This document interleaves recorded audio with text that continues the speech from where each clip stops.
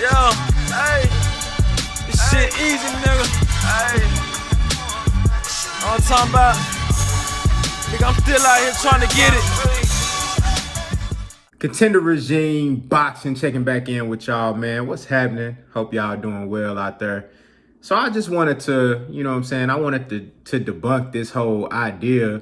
You know, people hear something and then they like to run with it and, you know, paint their whole little narrative and things like that. But first and foremost, you know, Jermall Charlo came out and confirmed what I already knew, what I've been telling y'all, that Oscar De La Hoya, Golden Boy Canelo, they never offered him a deal to fight Canelo. You know what I'm saying? He never got a contract, never got no real offer.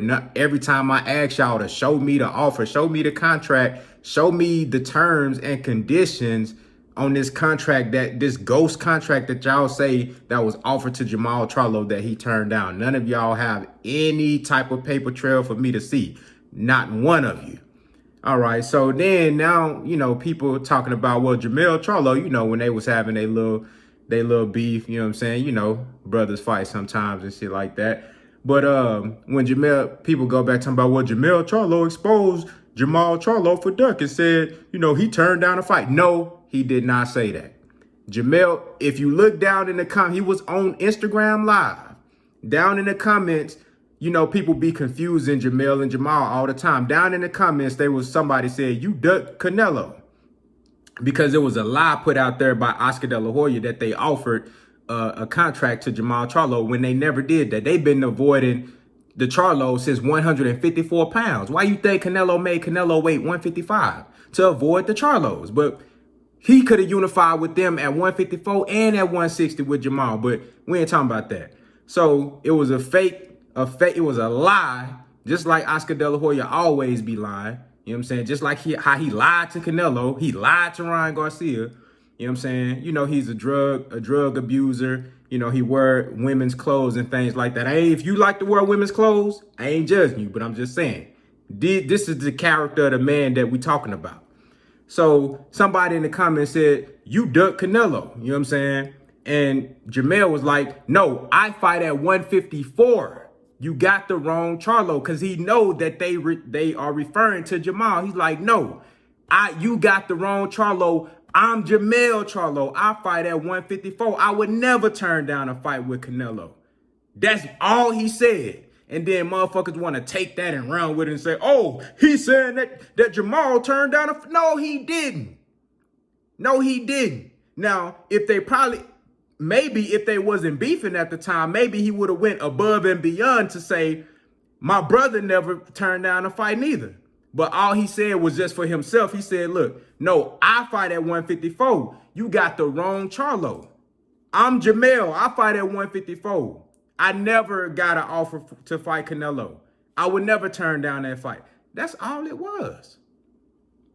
Motherfuckers, anybody with half a brain could follow the context of what that brother was saying. And if you seen in the comments on the live, motherfuckers that didn't know that that's Jermall, they think that that's Jermall Charlo and confusing the two. And he basically saying, no, bro, you got the wrong Charlo, bro. I fight at 154. But I mean, bro, it's blatant and plain as day. We know that Canelo and Golden Boy, they was avoiding the Charlos at 154. And when Charlo came up to 160, Canelo laid down, rolled over like a little bitch, and he gave up his belt. He gave up the WBC belt. You know what I'm saying? He could have fought Charlo for that shit. He gave it up. Why would he do that? Why would he do that? You know what I'm saying? Why would he do that? I'm not saying Canelo is scared to fight. I'm just saying he's choosing lesser opposition because he is a masterful cherry picker. And I told you, give him credit. He's put himself in the position to be able to do just that. I don't blame Canelo for this. I'm just letting y'all know what it is.